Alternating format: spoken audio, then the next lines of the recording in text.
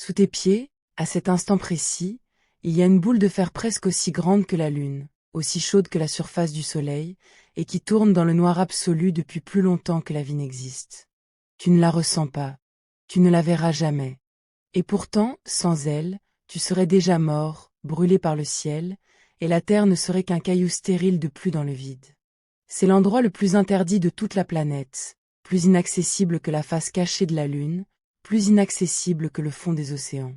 Et cette nuit, je vais t'y emmener. Car voici la chose troublante, celle que presque personne ne prend le temps de réaliser. Nous avons marché sur la Lune. Nous avons posé des machines sur Mars, envoyé des sondes au-delà de Pluton, jusqu'aux frontières du système solaire. Nous savons à quoi ressemble le sol d'un astre situé à des milliards de kilomètres. Mais le centre de notre propre planète, à 6000 kilomètres sous la plante de tes pieds, aucun être humain ne l'a jamais touché, ne le touchera jamais, et il y a une raison terrible à cela. Reste avec moi cette nuit, et tu comprendras pourquoi il nous est plus facile d'atteindre une autre planète que de descendre au cœur de la nôtre. Et tu sauras, avant la fin, ce qui t'attend tout en bas, et ce que cela change pour toi. Pour commencer, il faut que tu mesures vraiment la distance.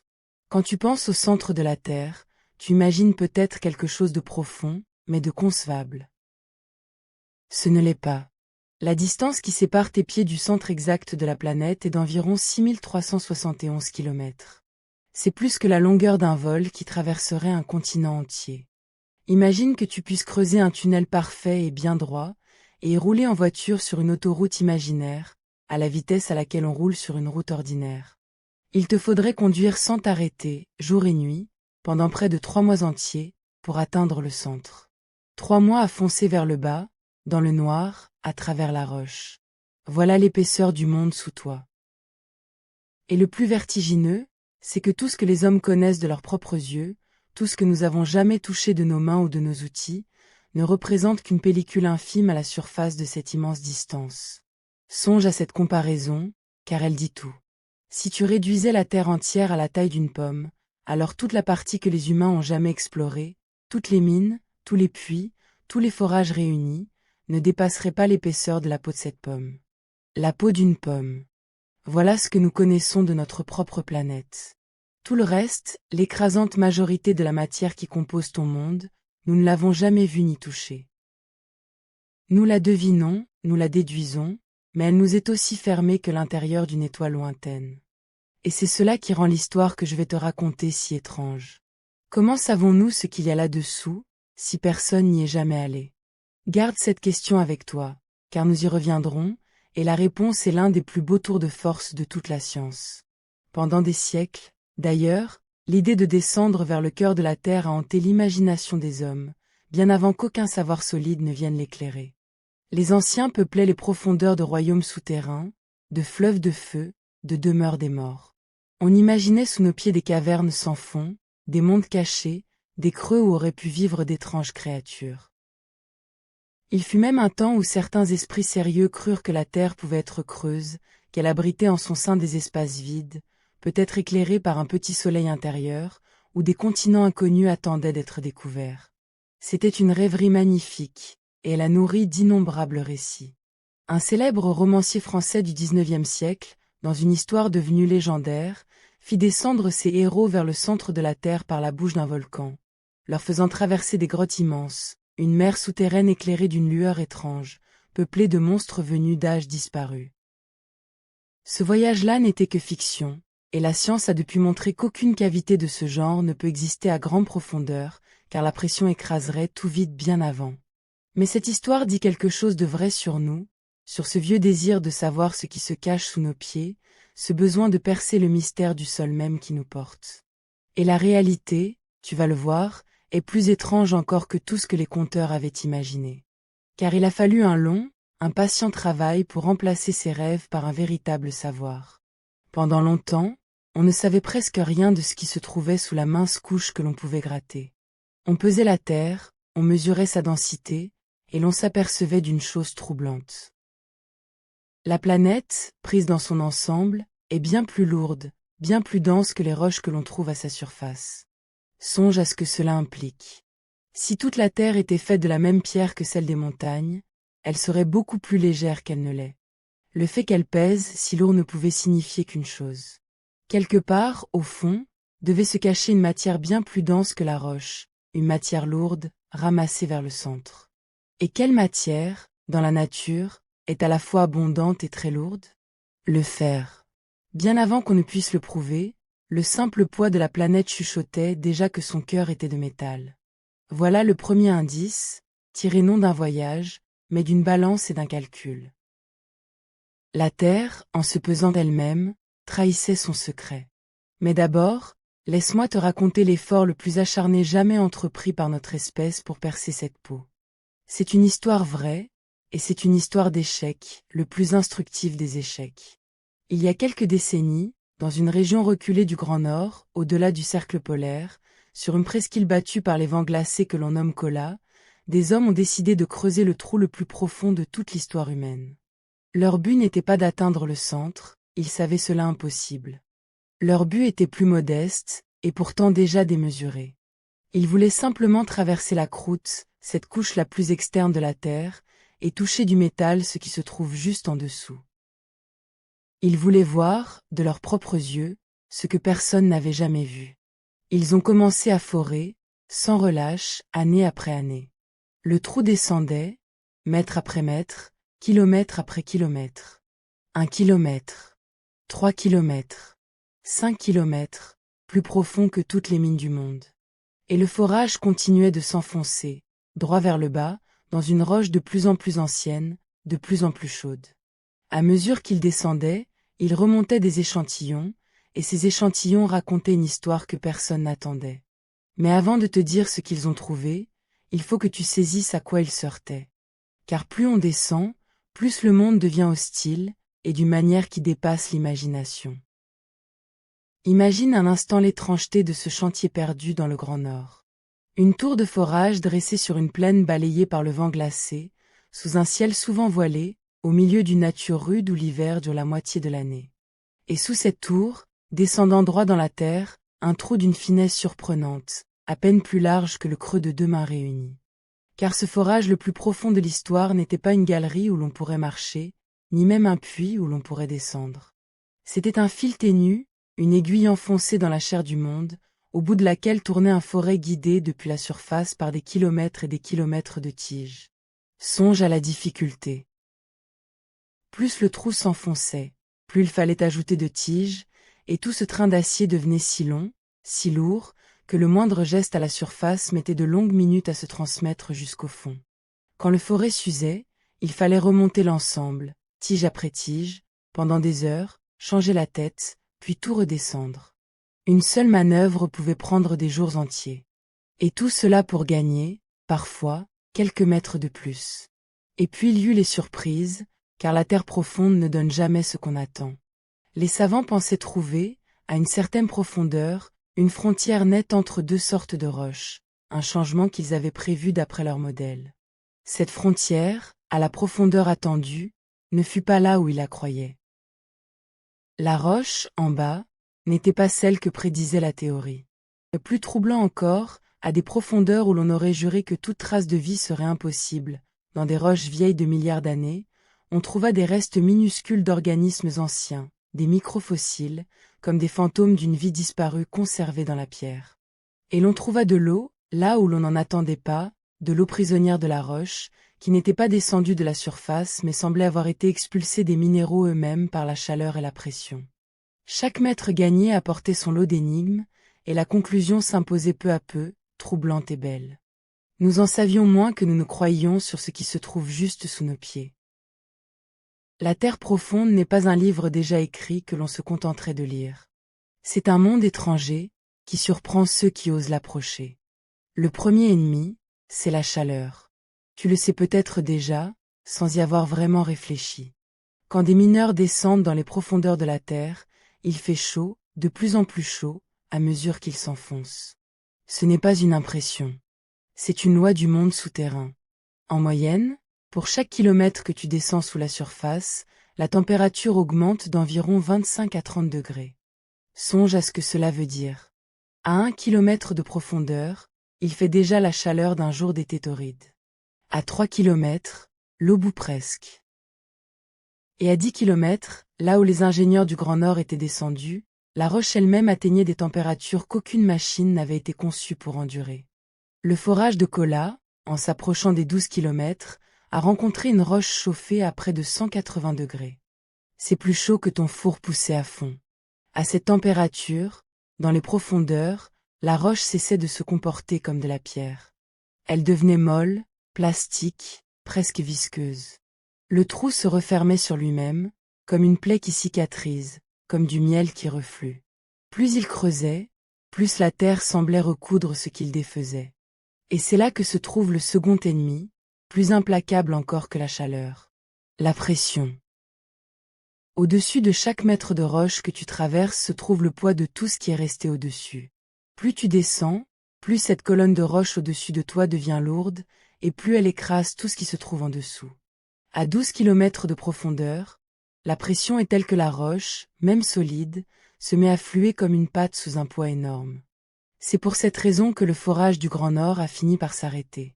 Pas faute de volonté, pas faute de moyens. La terre elle-même a dit non. La roche chaude et comprimée engloutissait les outils, tordait les forêts, refermait le conduit. Après des années d'efforts, après avoir atteint 12 kilomètres et 262 mètres, l'effort le plus profond de toute l'histoire humaine s'est arrêté là. 12 kilomètres. Souviens-toi du chiffre, car il est dérisoire. Sur les 6300 kilomètres qui nous séparent du centre, nous avons gratté à peine 0,2%. Nous n'avons même pas percé la peau de la pomme. Arrête-toi un instant sur cette idée, car elle a quelque chose de bouleversant. Toute la puissance technique de notre civilisation, toutes nos machines, toute notre ingénierie, et nous n'avons réussi qu'à effleurer la surface de notre propre demeure. Le centre de la Terre nous restera toujours interdit, non pas par manque d'audace, mais parce que la matière elle-même devient infranchissable. Plus on s'approche du cœur, plus la chaleur et la pression montent, jusqu'à des valeurs où plus aucune machine concevable ne pourrait survivre. C'est un mur fait de feu et de poids, et derrière ce mur se cache le plus grand secret de notre monde.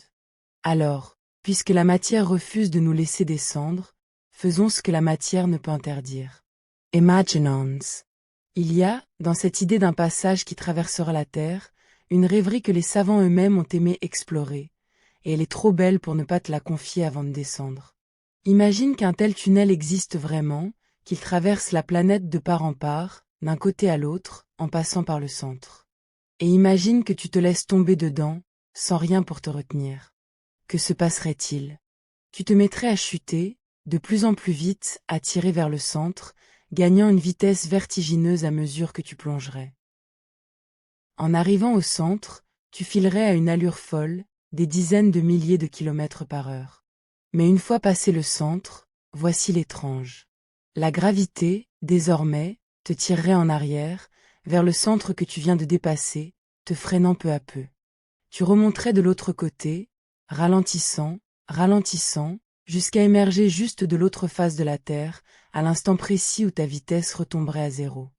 Et si tu ne t'accrochais pas, tu retomberais aussitôt, et tu repartirais en sens inverse, traversant de nouveau toute la planète, encore et encore, comme un pendule géant balançant à travers le monde. Le voyage d'un bord à l'autre prendrait, calcule-t-on, un peu moins d'1 heure. Ce tunnel, bien sûr, ne pourra jamais exister, car la chaleur, la pression et le métal liquide l'interdisent à tout jamais. Mais le rêve est juste, et il dit quelque chose de la beauté des lois qui gouvernent ta planète. Garde-le en tête comme une musique, tandis que nous descendons pour de vrai. Imagine donc, cette nuit, qu'un passage s'ouvre. Un puits parfait, droit, qui descend de là où tu te tiens jusqu'au centre exact de la Terre. Imagine que, par quelque grâce impossible, tu puisses t'y enfoncer sans être brûlé ni écrasé, comme un fantôme qui traverserait la matière, libre de regarder ce qu'aucun œil humain ne verra jamais. Ce passage n'existe pas, et n'existera jamais. C'est une fiction, un fil pour te guider. Mais tout ce que tu verras en le descendant, lui, sera vrai. Absolument vrai. Car nous savons, malgré tout, ce qui se cache là-dessous. Et la descente que tu vas faire est le portrait fidèle de ce que tu rencontrerais pour de vrai, palier après palier, si un tel chemin pouvait être ouvert. Alors approche-toi du bord.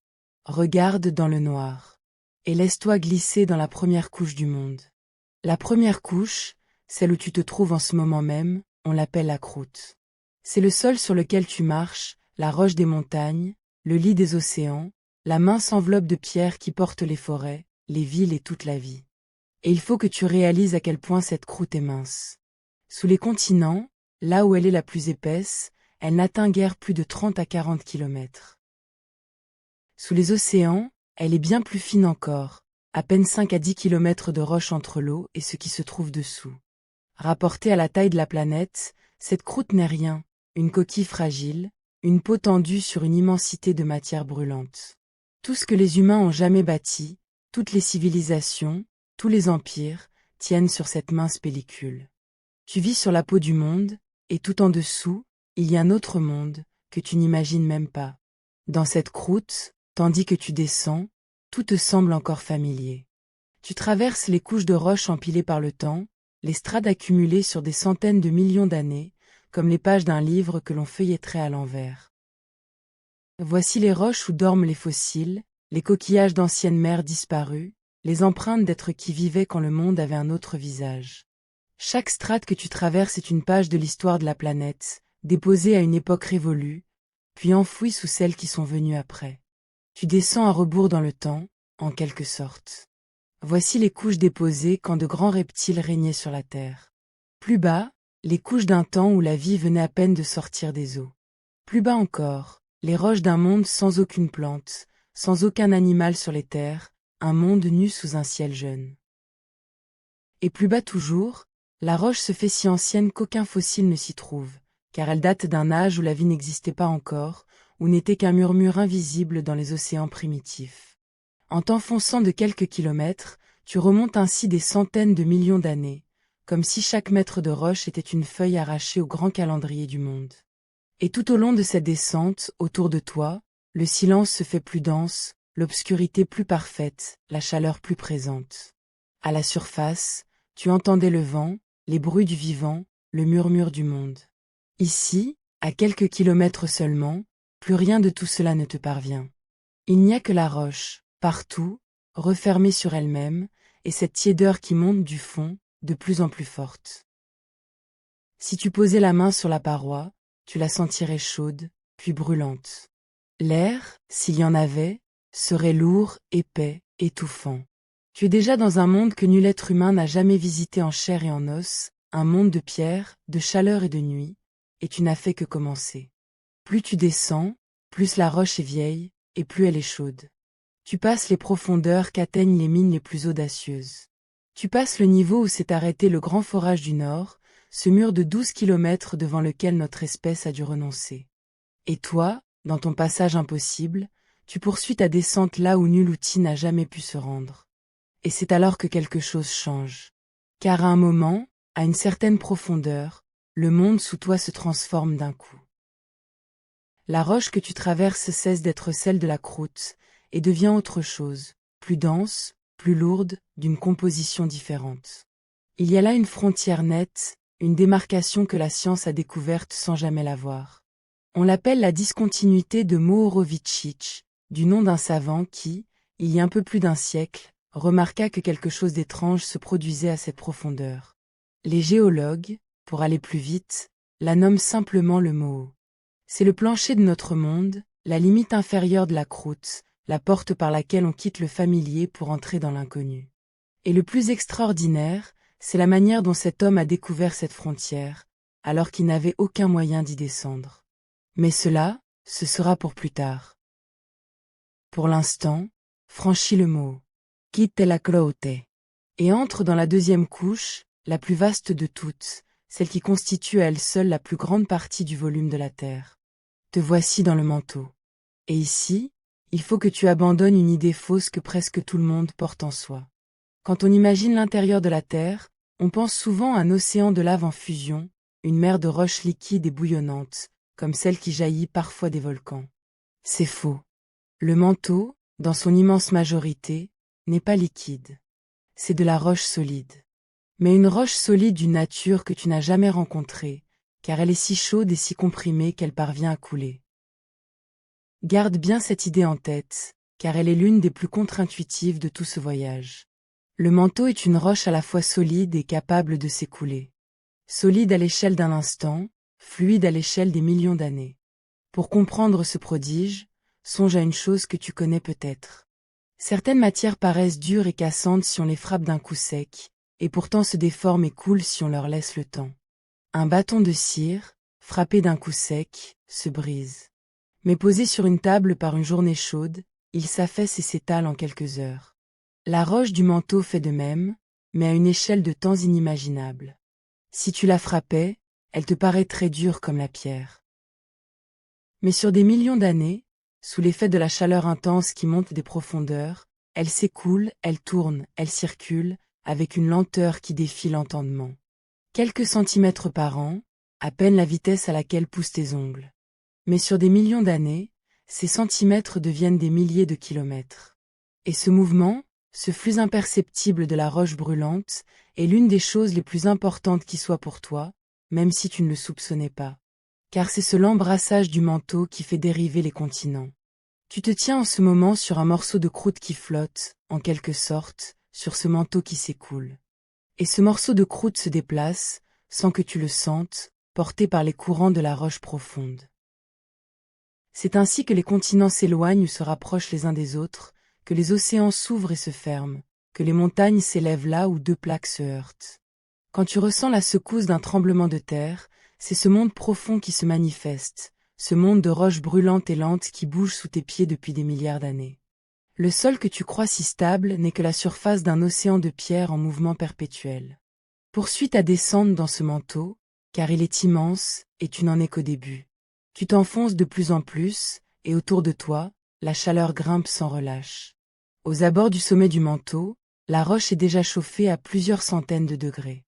Plus bas, elle dépasse le millier de degrés. Et plus bas encore, dans les profondeurs du manteau, la température approche les 2000 degrés, puis les dépasse. La roche autour de toi, si tu pouvais la voir, rougeoirait d'une lueur sourde et profonde, comme le fond d'une forge. Et pourtant, malgré cette chaleur infernale, elle reste solide, retenue par la pression colossale qui l'écrase de toutes parts. C'est l'un des paradoxes du monde profond. La chaleur voudrait tout faire fondre, mais la pression l'en empêche, comprime la matière jusqu'à la maintenir dans un état que rien, à la surface, ne pourrait reproduire. Mais d'où vient toute cette chaleur, te demandes-tu peut-être? D'où vient ce feu intérieur qui maintient la planète brûlante jusqu'en son cœur, des milliards d'années après sa naissance? La réponse tient en deux sources, et elles sont toutes deux fascinantes. La première, c'est une chaleur très ancienne, un souvenir de la naissance de la Terre. Quand la planète s'est formée, il y a plus de 4 milliards d'années, elle est née de la rencontre brutale d'innombrables fragments de roches et de métal, qui se sont agglomérés, percutés, fondus les uns dans les autres. Chacune de ces collisions dégageait de la chaleur, et la jeune Terre était un monde de feu, en grande partie fondu. Une part de cette chaleur originelle est encore là, prisonnière au fond, libérée sans hâte depuis l'aube des temps, comme une braise enfouie qui mettrait des milliards d'années à refroidir. La seconde source est plus surprenante encore. Dans les roches de la Terre se cachent de minuscules quantités d'éléments dits radioactifs, des éléments dont les atomes se transforment d'eux-mêmes, au fil du temps, en libérant un peu d'énergie. Pris un par un, ces atomes ne produisent presque rien. Mais à l'échelle d'une planète entière, leur nombre est si colossal que la chaleur dégagée devient énorme, et c'est elle qui entretient, en bonne part, le feu des profondeurs. Ainsi, le sol que tu foules est chauffé par une mémoire de sa naissance et par une infime alchimie cachée dans chaque grain de roche. La Terre est sa propre chaudière, et elle brûle d'un feu lent depuis le commencement. Et cette chaleur cherche sans cesse à s'échapper vers la surface, vers le froid de l'espace, comme la chaleur d'une casserole monte vers le haut. C'est elle qui anime le grand brassage du manteau, ce mouvement si lent que tu peux à peine le concevoir. La roche chaude, au plus profond, devient un peu moins dense, et elle s'élève, infime poussée après infime poussée. En haut, près de la croûte, elle se refroidit, devient plus lourde et redescend. De ces montées et de ces descentes naissent de vastes boucles, des courants de roches solides qui tournent sur des dizaines de millions d'années, comme tournerait, au ralenti extrême, l'eau d'une marmite sur le feu. Par endroits, Ce brassage produit des colonnes de roches très chaudes qui remontent depuis les grandes profondeurs jusque sous la croûte, et là où elles affleurent, elles percent la surface et donnent naissance à des volcans, parfois loin de toute frontière de plaques, au beau milieu d'un océan. Certaines îles volcaniques que tu connais peut-être sont nées ainsi, posées au-dessus d'une remontée de chaleur venue de centaines de kilomètres plus bas. Quand tu admires un volcan, tu regardes la pointe visible d'un long fil de feu qui plonge vers le cœur de la planète. Tu vois, à la surface, le souffle lointain du monde profond. Et tandis que tu descends à travers cette roche brûlante et lente, une question revient, celle que je t'avais demandé de garder en mémoire. Comment savons-nous tout cela? Comment peut-on décrire avec une telle assurance des couches situées à des centaines de kilomètres sous la surface, là où aucun forage ne descendra jamais, là où aucun œil n'a jamais regardé? La réponse est l'une des plus belles inventions de l'esprit humain, et c'est le moment de te la révéler, car nous descendons à présent vers les profondeurs qu'elle seule a permis de connaître. La réponse tient en deux mots. Les tremblements de terre. Voici le tour de génie. Quand un grand tremblement de terre se produit quelque part sur la planète, il libère une énergie colossale, et cette énergie se propage dans toute la Terre sous forme d'ondes, comme les rides qui s'élargissent à la surface d'un étang où l'on a jeté une pierre. Mais ces ondes-là ne se contentent pas de courir à la surface. Elles plongent, elles traversent la planète de part en part, elles s'enfoncent dans le manteau, atteignent le cœur, en ressortent, et finissent par émerger de l'autre côté du globe, où des instruments très sensibles les enregistrent. On appelle ces ondes des ondes sismiques. Et voici le miracle. Ces ondes ne voyagent pas toutes à la même vitesse. Leur trajet, leur vitesse, la façon dont elles sont déviées ou ralenties, tout cela dépend de la matière qu'elles traversent. Une onde qui passe dans une roche dense va plus vite que dans une roche tendre. Une onde qui rencontre une frontière entre deux matières différentes est déviée, courbée, réfléchie, exactement comme un rayon de lumière qui se brise en passant de l'air dans l'eau. Comprends bien ce que cela signifie, car c'est prodigieux. Chaque tremblement de terre est comme un grand coup frappé sur la planète, qui la fait sonner tout entière, comme on frappe une cloche pour entendre sa résonance. Et en écoutant, depuis des centaines de stations réparties sur tout le globe, la manière dont ces ondes arrivent, à quel moment, sous quel angle, à quelle vitesse, les scientifiques ont pu reconstituer, peu à peu, ce que la Terre cache en son sein. Ils ont radiographié la planète sans jamais l'ouvrir, exactement comme un médecin voit tes os à travers ta chair sans avoir besoin de t'inciser. Chaque séisme est un éclair qui illumine pour un instant l'intérieur du monde, et en accumulant des milliers et des milliers de ces éclairs, sur plus d'un siècle, l'humanité a dressé la carte de ce qu'elle ne pourra jamais toucher. C'est ainsi, et seulement ainsi, que nous connaissons les profondeurs vers lesquelles tu plonges en ce moment. Et il faut que tu saisisses une subtilité, car elle est la clé de tout ce que nous savons du noyau. Quand un séisme ébranle la planète, il n'engendre pas une seule sorte de vibration, mais plusieurs, qui voyagent à des vitesses différentes et de manière différente. Il y a celles qui avancent en comprimant la matière, en la poussant et la tirant dans le sens de leur marche, comme la vibration qui court le long d'un ressort que l'on pince. Celles-là sont les plus rapides, et elles peuvent traverser aussi bien la roche solide que l'eau ou le métal liquide, car on peut toujours comprimer une matière, qu'elle soit dure ou fluide. Et puis il y a une autre sorte de vibration, qui fait osciller la matière de côté, perpendiculairement à sa marche, comme la vague qui parcourt une corde que l'on secoue. Celle-là, retiens-le bien, a une faiblesse. Elle ne peut voyager que dans le solide. Dans un liquide, elle s'éteint aussitôt, car un liquide n'oppose aucune résistance à ce mouvement de côté, il se laisse glisser sans la transmettre. Garde cette idée précieusement, car c'est elle qui a permis de découvrir que le cœur de la Terre était fondu.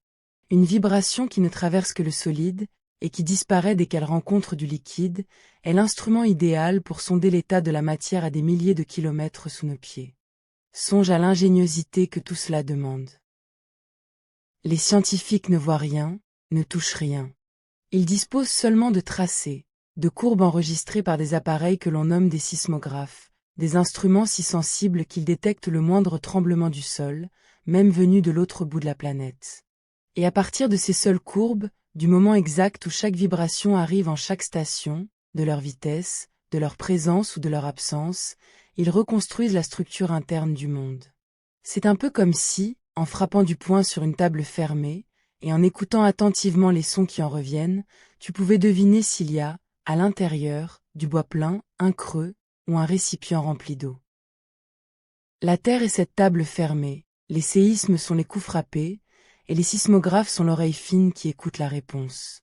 De cette écoute patiente, étalée sur plus d'un siècle, est née toute notre connaissance de l'intérieur du globe. Pas un seul gramme de la matière dont nous parlons n'a jamais été touché.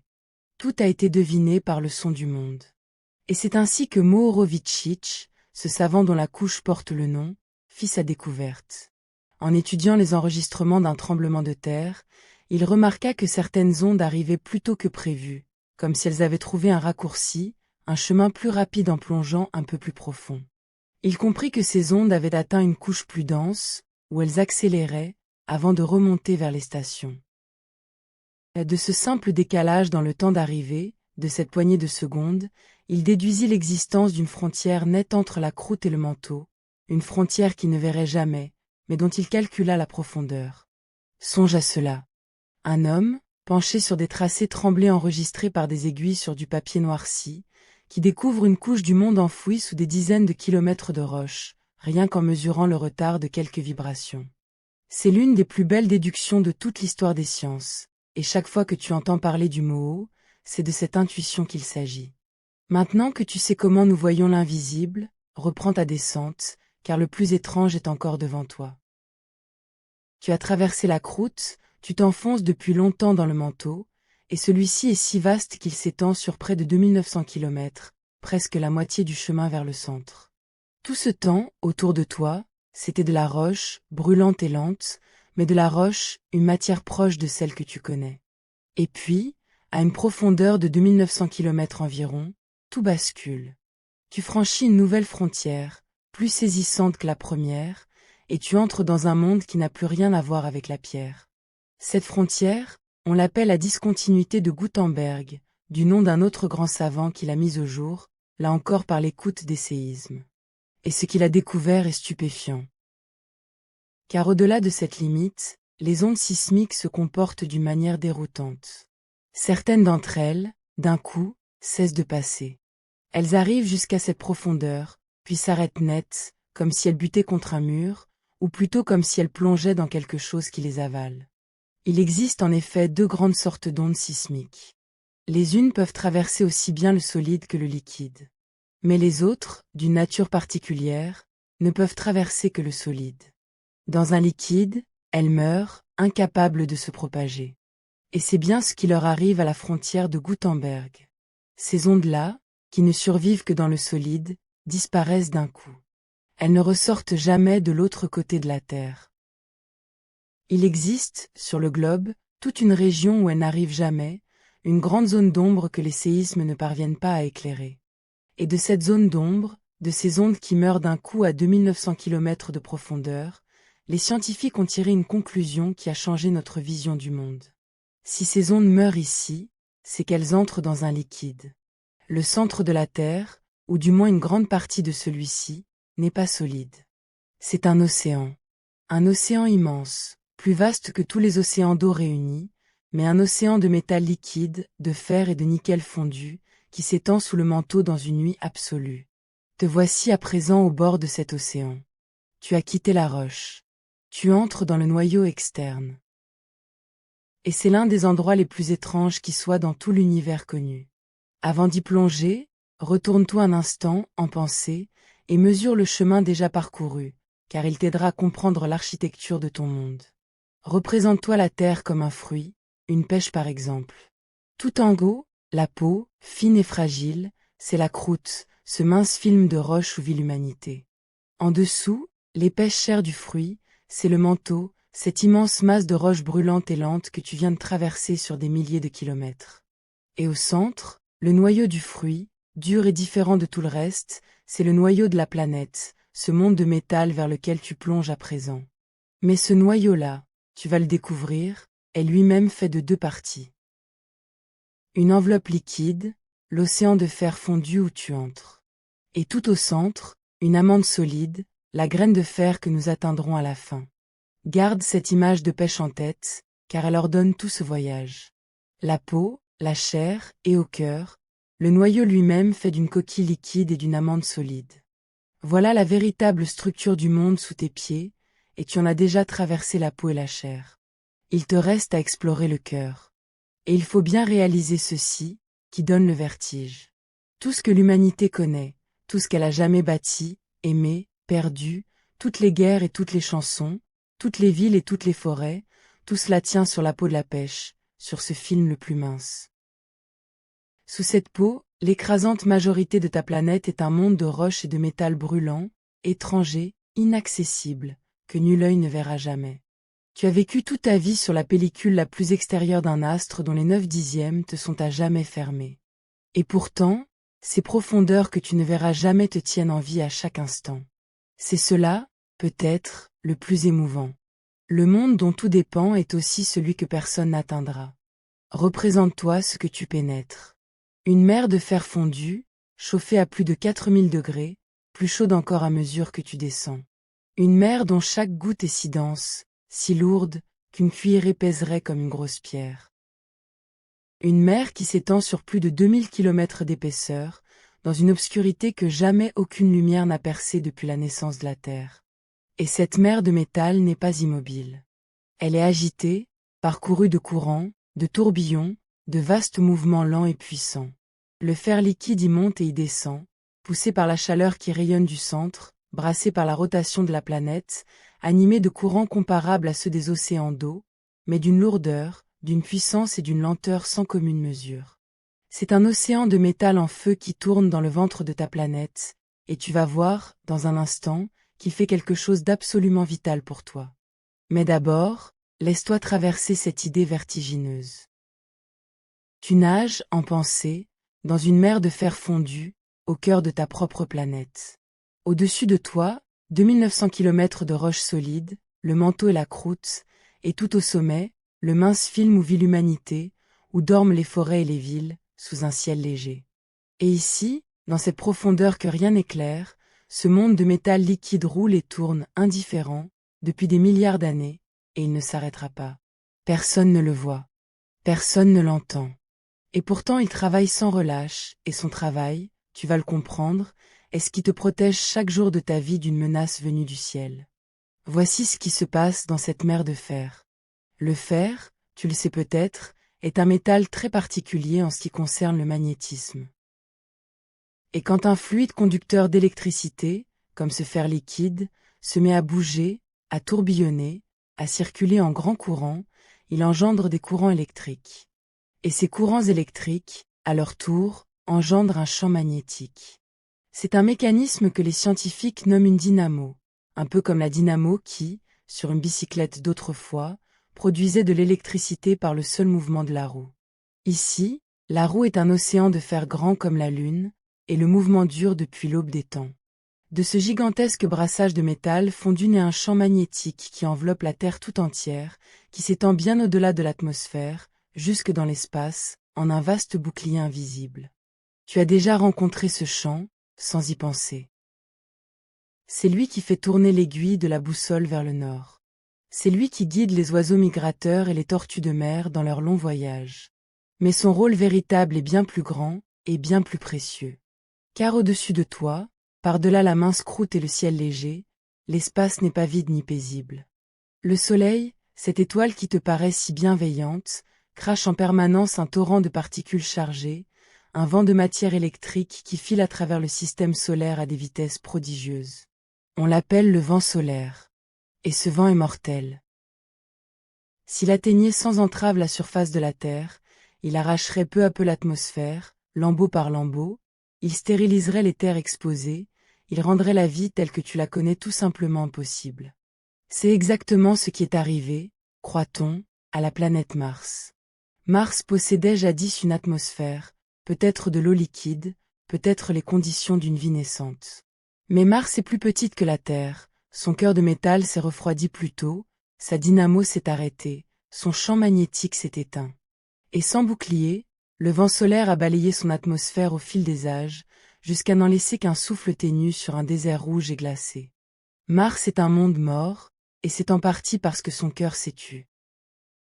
Cette comparaison mérite qu'on s'y attarde, car elle éclaire d'un jour saisissant la chance qu'a la Terre. Regarde les autres mondes du système solaire, et tu verras que la nôtre est une exception précieuse. La Lune, notre compagne, est trop petite. Son cœur s'est refroidi presque tout à fait. Ses volcans se sont éteints il y a des milliards d'années, et elle n'a plus de champ magnétique digne de ce nom. C'est un astre figé, immobile, un monde qui a cessé de vivre par le dedans. Mars, plus grande, a tenu plus longtemps, mais elle aussi a fini par perdre son feu intérieur, et avec lui son bouclier et son atmosphère. La Terre, elle, est juste assez grande, juste assez massive, pour avoir gardé son cœur chaud et tournoyant pendant tout ce temps, et pour le garder encore longtemps. Songe à ce que cela signifie. Si notre planète avait été un peu plus petite, elle aurait refroidi plus tôt, perdu son bouclier, et la vie n'aurait peut-être jamais eu le temps de s'épanouir. La taille même de la Terre, ce détail que l'on croirait sans importance, fait partie des conditions qui t'ont permis d'exister. Tu vis sur l'un des rares mondes connus dont le cœur bat encore, et c'est à ce battement persistant que tu dois ton ciel bleu, ton air respirable et tes océans. Mais la Terre, elle, a gardé son cœur brûlant et tournoyant. Et de ce cœur jaillit le champ magnétique qui, tel un immense bouclier, dévie le vent solaire, le contraint à contourner notre planète, le repousse loin dans l'espace. La plupart des particules mortelles glissent ainsi sur ce bouclier invisible et passent leur chemin sans nous atteindre. Une petite partie, attirée vers les pôles par les lignes du champ, vient percuter la haute atmosphère, et c'est là qu'elle produit ces grandes draperies de lumière colorée que l'on voit parfois danser dans le ciel des régions polaires, les aurores. Ainsi, ces voiles lumineux qui semblent n'être qu'une parure du ciel sont en réalité la trace visible d'un combat permanent, le signe que ton bouclier fonctionne, que le vent solaire est dévié, qu'au-dessus de ta tête une bataille silencieuse se livre sans cesse pour te protéger. Et le héros de cette bataille, c'est cet océan de fer liquide qui tourne sous tes pieds, à 2900 km de profondeur, et que tu traverses en cet instant. Il y a, sur ce bouclier, une chose troublante que peu de gens connaissent, et qui te montrera combien ce monde profond est vivant. Le champ magnétique de la Terre n'est pas figé. Il bouge. Le nord magnétique, ce point vers lequel pointe l'aiguille de la boussole, se déplace d'année en année, errant sur des centaines de kilomètres au fil des décennies, comme s'il cherchait son chemin. Et il y a plus étrange encore. Au fil des temps géologiques, le champ magnétique de la Terre s'est inversé, et pas qu'une fois. Le nord et le sud magnétique ont échangé leur place, à plusieurs reprises, au cours de l'histoire de la planète. Imagine cela. Il fut des époques où une boussole, sur la Terre, aurait pointé vers le sud au lieu du nord. Ces grands renversements ne sont pas réguliers, ils surviennent à des intervalles imprévisibles, parfois séparés de centaines de milliers d'années, parfois de millions. Et comment le sait-on, puisque nul n'était là pour l'observer? Encore par la roche. Quand certaines roches volcaniques se forment et se figent, elles emprisonnent en elles la direction du champ magnétique de leur époque, comme une mémoire gravée dans la pierre. En lisant ces aimants fossiles, couche par couche, les scientifiques ont retrouvé toute l'histoire des inversions du champ. C'est encore l'océan de fer, en bas, qui en est la cause. Son brassage tumultueux, parfois, se réorganise, et le bouclier bascule. Ce que tu traverses n'est donc pas une machine bien réglée et immuable, mais un monde turbulent, capricieux, vivant à sa façon, dont les humeurs se mesurent à l'échelle des âges. Laisse cette pensée s'installer en toi un moment, car elle est belle et elle est vraie. Chaque seconde de ta vie, depuis le jour de ta naissance, tu as été protégé par un bouclier que tu ne pouvais ni voir ni sentir, engendré par un océan de métal en fusion enfoui au plus profond de ta planète. Tu marchais, tu respirais, tu vivais tes journées, et tout ce temps, loin sous tes pieds, dans une nuit absolue, ce cœur de fer tournait pour toi, déviait pour toi le souffle mortel du soleil. Sans ce mouvement, l'air que tu respires aurait été arraché à l'espace, les océans se seraient évaporés vers le vide, et la Terre serait devenue une sœur de Mars, un désert sans vie. Tu dois ton souffle à ce que tu n'as jamais vu et ne verras jamais. C'est l'une des choses que je voulais que tu emportes de cette nuit, et nous y reviendrons à la toute fin, car elle est plus intime encore que tu ne le crois. Mais reprenons la descente, car il te reste à découvrir le cœur du cœur, le centre du centre, le lieu le plus profond et le plus étrange de tout ce voyage. Et tu nages depuis longtemps dans la mer de fer liquide, à des profondeurs où la chaleur dépasse les 4000, puis les 5000 degrés. Et soudain, devant toi, dans le noir, quelque chose change encore. Le métal liquide qui t'entourait rencontre une frontière. En dessous, le fer cesse d'être liquide. Il redevient solide. Tu arrives à la limite du noyau, et tu découvres, au plus profond de la Terre, une chose que personne n'aurait imaginée, une chose dont l'existence même est un défi à l'intuition. Au centre de la planète, entourée par l'océan de fer fondu, se trouve une graine, une sphère de fer solide, dure comme l'acier, et grande à peu près comme la Lune. C'est ce qu'on appelle la graine, ou le noyau interne. Et son existence est l'une des découvertes les plus étonnantes de toute l'histoire de la science. Car voici le paradoxe qui devrait te laisser sans voix. Au centre de la Terre, la température atteint, selon les meilleures estimations, entre 5000 et 6000 degrés. C'est aussi chaud que la surface du Soleil. Lis bien cette phrase et laisse-la résonner. Au cœur de ta planète, il fait aussi chaud qu'à la surface d'une étoile. À une telle température, n'importe quel métal de la surface aurait fondu, vaporisé, dispersé depuis longtemps. Et pourtant, au centre exact de la Terre, le fer reste à l'état solide, dur comme l'acier. Une boule de métal compacte, au beau milieu d'un enfer à 6000 degrés. Comment est-ce possible? Comment le fer peut-il rester solide à une température qui ferait fondre n'importe quoi à la surface? La réponse, encore une fois, c'est la pression. Souviens-toi de ce que nous avons appris en descendant. Plus on s'enfonce, plus le poids de tout ce qui est au-dessus écrase ce qui est en dessous. Et au centre de la Terre, ce poids est inimaginable. Pèse sur ce point unique, au cœur du monde, la masse de toute la planète, des milliers de kilomètres de roches et de métal accumulés tout autour. La pression y est environ 3,5 millions de fois plus grande que celle que tu ressens à la surface, sous le ciel. 3,5 millions de fois. À une pression pareille, les lois ordinaires se renversent. Les atomes de fer sont serrés les uns contre les autres avec une force telle qu'ils ne peuvent plus se libérer, plus s'écarter, plus se disperser comme le ferait un liquide. La pression les force à rester dans un ordre rigide, à demeurer solides, malgré une chaleur qui, partout ailleurs, les ferait fondre. C'est la pression qui l'emporte sur la chaleur, et qui maintient cette graine de fer dur et compacte au centre du brasier. Songe à cette image, car elle est l'une des plus saisissantes que la science nous ait jamais offertes. Une boule de fer solide, presque aussi grande que la Lune, aussi chaude que la surface du Soleil, suspendue au centre exact de ta planète, baignant dans un océan du même métal mais liquide, et maintenue solide par le seul écrasement formidable du poids du monde. Personne ne l'a jamais vue. Personne ne la verra jamais. Et pourtant elle est là, en ce moment même, sous tes pieds, à 6000 kilomètres de profondeur, brûlante, immense, immobile en apparence et pourtant en lente croissance. Car cette graine grandit. À mesure que la Terre se refroidit, sur des durées de millions d'années, une partie du fer liquide du noyau externe se solidifie peu à peu sur la graine, qui s'épaissit, grain après grain, comme un cristal qui pousse dans une solution. La Terre, en quelque sorte, gèle de l'intérieur, par son centre, du plus profond vers le dehors. Arrête-toi sur ce prodige, car il renverse tout ce que l'intuition te souffle. À la surface, quand quelque chose gèle, c'est qu'il fait froid. L'eau devient glace parce que le froid la saisit. Mais ici, au centre de la Terre, c'est l'inverse, et de la plus étrange des manières. Le fer y devient solide non parce qu'il refroidit, mais parce qu'il est écrasé. C'est la pression, et non le froid, qui fige le métal. Au cœur de la planète, à la frontière de la graine, le fer liquide qui s'approche du centre franchit un seuil où la pression devient telle qu'il ne peut plus rester fluide, et il se dépose sur la graine, atome par atome, comme une neige de métal qui tomberait vers le bas. Une neige de fer, dans un enfer à 6000 degrés, qui fait grandir au centre une boule solide. Voilà une image que jamais, à la surface, tu ne pourras rencontrer. La graine de la Terre grossit donc d'environ 1 millimètre par an, ce qui paraît dérisoire, mais qui, sur des milliards d'années, a suffi à bâtir une sphère grande comme la Lune. Et chaque parcelle de fer qui se solidifie ainsi libère un peu de chaleur, et cette chaleur, à son tour, contribue à entretenir le brassage du noyau liquide tout autour, et donc le bouclier magnétique qui te protège.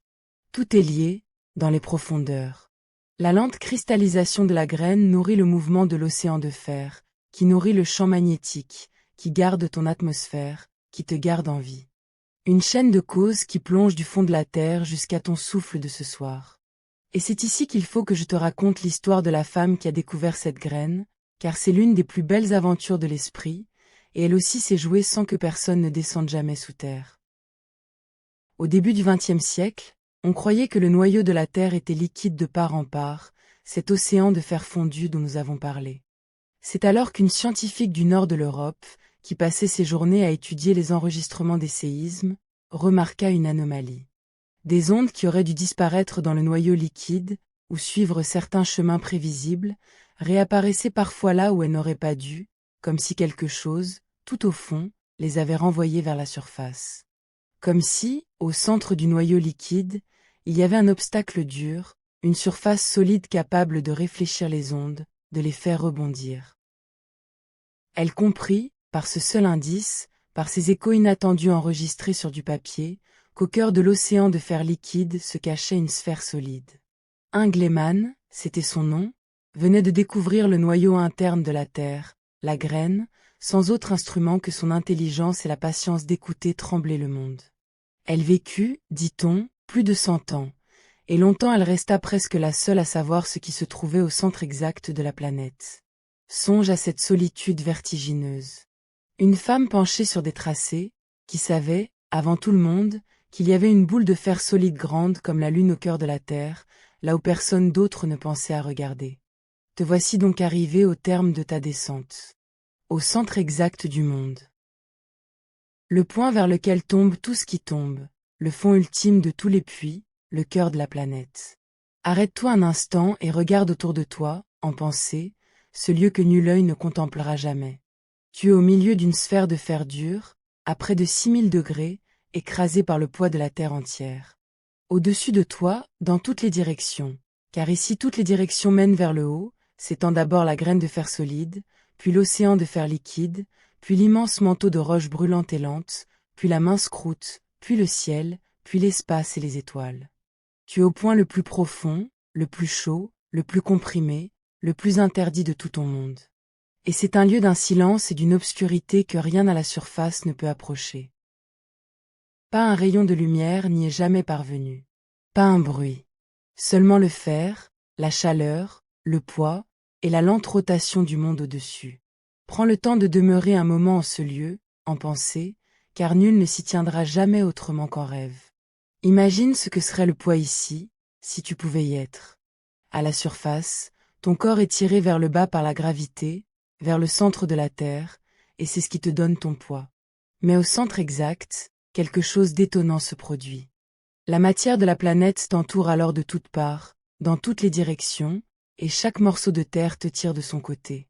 Cinquiémez le haut autant que vers le bas, vers la gauche autant que vers la droite, car ici il n'y a plus de haut ni de bas véritable. Toutes ces attractions se compensent, s'annulent les unes les autres, et au centre exact du monde, tu ne pèserais plus rien. Tu flotterais, sans poids, au cœur de l'enfer le plus dense de la planète. C'est l'un des paradoxes les plus doux de tout ce voyage. Le lieu le plus écrasé de la Terre, là où la pression est la plus colossale, est aussi le seul endroit où un corps ne pèserait rien du tout. Une apesanteur n'est non du vide de l'espace, mais de la symétrie parfaite de la matière qui t'entourerait de toutes parts. Et songe au silence de ce lieu. À la surface, le silence le plus profond que tu aies jamais connu n'est qu'un murmure comparé à celui-ci. Ici, aucun son n'a jamais retenti, sinon la lente reptation du métal et le passage, de loin en loin, des grandes ondes des séismes qui traversent le centre comme des frissons venus d'un autre monde. Aucune lumière, aucune couleur, aucune forme à voir, seulement une chaleur inouïe et une pression sans nom, dans une nuit qui dure depuis la naissance de la planète et qui durera jusqu'à sa fin. C'est, peut-être, l'endroit le plus inviolé de tout ton monde, celui que rien de vivant n'a jamais effleuré, et que rien de vivant n'effleurera jamais. Et il bat là, sous toi, fidèle, depuis bien avant le premier souffle de vie. Il y a là, dans cette image, quelque chose qui touche au sacré. Songe que ce centre brûlant est le plus ancien témoin de toute l'histoire de la Terre. Il s'est formé alors que la planète était encore jeune, il y a plus de 4 milliards d'années, quand le monde naissant, encore en partie fondu, a vu le fer, plus lourd que tout le reste, couler vers le centre et s'y rassembler. Depuis ce jour, ce cœur de métal n'a jamais cessé de brûler ni de tourner. Il était là avant la première cellule vivante, avant le premier océan, avant le premier continent. Il a traversé toutes les ères, vu naître et mourir d'innombrables espèces, supporté la dérive de tous les continents, et il sera encore là, brûlant et tournoyant, longtemps après que toute trace de notre passage aura disparu de la surface. Tu te tiens, en pensée, au cœur du plus vieux et du plus constant des feux de ta planète, le feu intérieur qui ne s'est jamais éteint depuis la naissance du monde. Maintenant, prends le temps de mesurer tout le chemin parcouru, car il révèle l'architecture cachée de ton monde. Tu as quitté la surface, la mince croûte où vit l'humanité. Tu as franchi le Moho, la première frontière, et plongé dans l'immense manteau de roches solides qui s'écoule comme du miel sur des millions d'années. Tu as traversé la discontinuité de Gutenberg et nagé dans l'océan de fer liquide qui engendre le bouclier magnétique. Et tu es enfin parvenu à la graine de fer solide, au centre brûlant maintenu compact par le poids du monde. 4 grandes couches, comme les enveloppes d'un fruit autour de son noyau. La croûte, le manteau, le noyau liquide, la graine. Et chacune de ces couches, retiens-le bien, a été découverte non par quelqu'un qui y serait descendu, mais par l'écoute patiente des tremblements de terre, par l'art de lire les vibrations d'un monde que l'on ne pourra jamais ouvrir. C'est l'une des plus grandes victoires de l'intelligence sur l'inaccessible. Nous avons cartographié l'intérieur de notre planète avec autant de soin qu'une carte de géographie, sans en avoir jamais touché le cœur. Et tu pourrais croire que tout cela est lointain, étranger, sans rapport avec ta vie. Ce serait une erreur.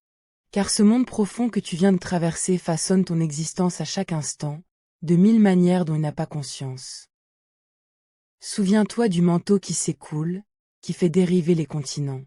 C'est lui qui, au fil des centaines de millions d'années, a dessiné la carte du monde, séparé les terres, ouvert les océans, dressé les montagnes. C'est lui qui, en remontant la roche fondue vers la surface par les volcans, a recraché des gaz qui ont peu à peu formé l'atmosphère et nourri les premiers océans. Sans ce moteur interne, sans cette chaleur des profondeurs qui brasse la roche, la Terre serait morte en surface, figée, sans volcan, sans dérive des continents, sans renouvellement. Le sol que tu foules, l'air que tu respires, jusqu'à la forme des continents, tout cela est l'œuvre lointaine du feu intérieur. Mais c'est le noyau, ce cœur de fer, qui te tient en vie de la façon la plus immédiate, et il est temps de refermer la boucle ouverte au commencement de cette histoire. Souviens-toi de la question que je t'avais posée, à voix basse, en regardant cette boule de fer sous tes pieds. Comment se fait-il que tu sois encore en vie, alors que le ciel, au-dessus de toi, est traversé de torrents mortels venus du soleil? La réponse, tu la connais maintenant. C'est ce cœur de métal en fusion, par sa rotation, par son brassage incessant, qui engendre le bouclier magnétique. Et sans ce bouclier, il n'y aurait ni air, ni eau, ni vie à la surface. Songe à l'enchaînement vertigineux. Pour que tu respires ce soir, il a fallu que la Terre, en se formant il y a des milliards d'années, soit assez grande pour garder un cœur chaud. Il a fallu que ce cœur reste en partie liquide et continue de tourner. Il a fallu que ce mouvement engendre un champ magnétique, et que ce champ tienne le vent solaire à distance, pour préserver l'atmosphère et les océans, pour que la vie puisse naître et durer assez longtemps pour donner, tout au bout de la chaîne, des êtres comme toi. Voilà donc ce que je voulais que tu emportes de cette nuit, et c'est la chose la plus intime de toute l'histoire. Ce centre de la Terre que personne n'atteindra jamais, ce lieu interdit, brûlant, écrasé, ce n'est pas un enfer indifférent et lointain. C'est le gardien silencieux de ta vie. Tout ce qui te paraît acquis, le simple fait de respirer, de sentir l'air sur ta peau, de boire de l'eau, d'exister sur un monde tempéré et bleu plutôt que sur un désert glacé comme Mars, tout cela tu le dois à une boule de fer enfouie à 6000 kilomètres sous toi, qui tourne dans le noir depuis l'aube des temps. Tu ne la verras jamais. Tu ne la sentiras jamais. Et pourtant, à chaque souffle que tu prends, c'est elle qui te garde. Le lieu le plus inaccessible de ton monde est aussi celui auquel tu dois le plus. Il y a une dernière chose que je veux te confier, car elle relie ce centre brûlant à ta propre chair, d'une manière que tu n'avais peut-être jamais soupçonnée. Songe au fer. Ce métal qui forme le cœur de la Terre, cette graine et cet océan en fusion, ce même fer coule aussi dans ton corps. Il circule dans ton sang, à cette seconde. C'est lui qui donne au sang sa couleur rouge, et c'est lui qui capte l'air dans tes poumons et le porte jusqu'à chacune de tes cellules. Sans le fer de ton sang, tu ne pourrais pas respirer.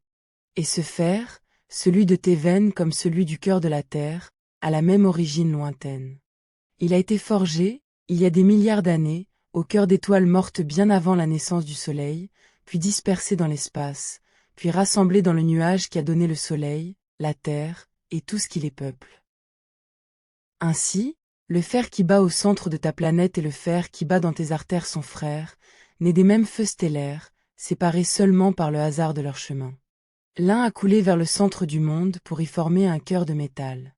L'autre a fini dans ton sang pour t'y donner le souffle.